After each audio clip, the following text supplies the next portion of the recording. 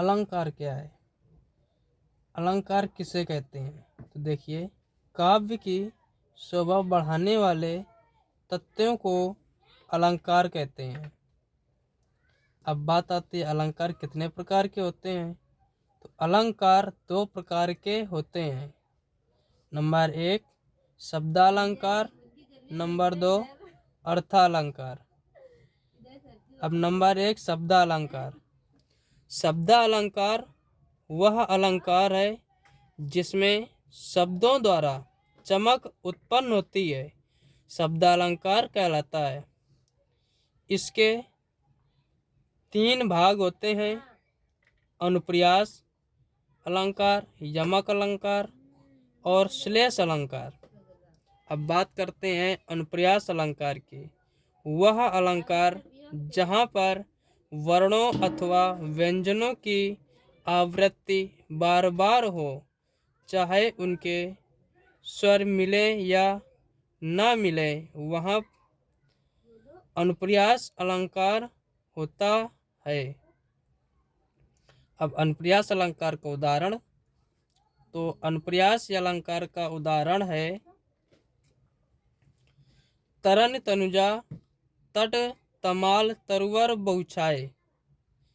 स्पष्टीकरण, उपरोक्त उदाहरण में ता वर्ण की आवृत्ति अनेक बार है, अतः यहाँ अनुप्रास अलंकार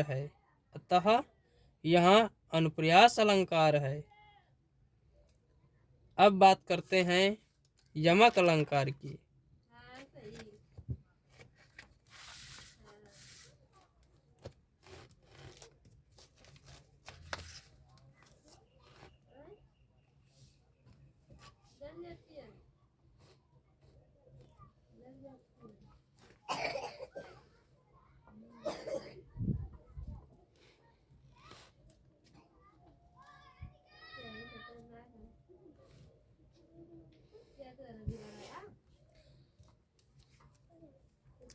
यमक अलंकार वह अलंकार जहाँ पर एक ही शब्द की आवृत्ति एक से अधिक बार हो, किंतु उनके अर्थ अलग अलग हो, वहाँ यमक अलंकार होता है।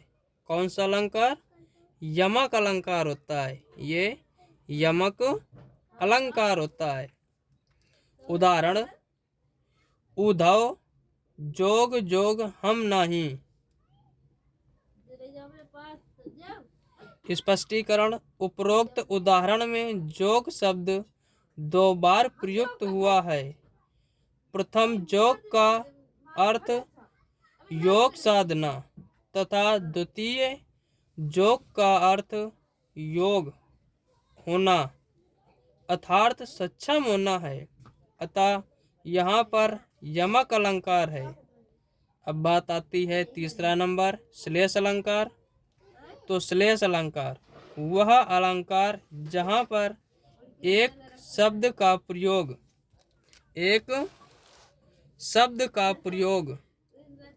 एक बार ही हुआ हो, किंतु उसके अर्थ एक से अधिक हो, वहाँ पर श्लेष अलंकार होता है।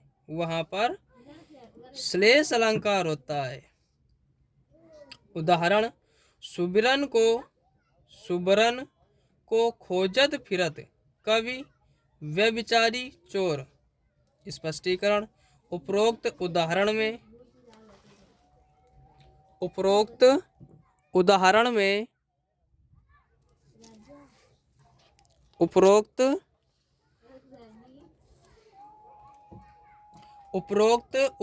में सुबरन के अनेक अर्थ हैं।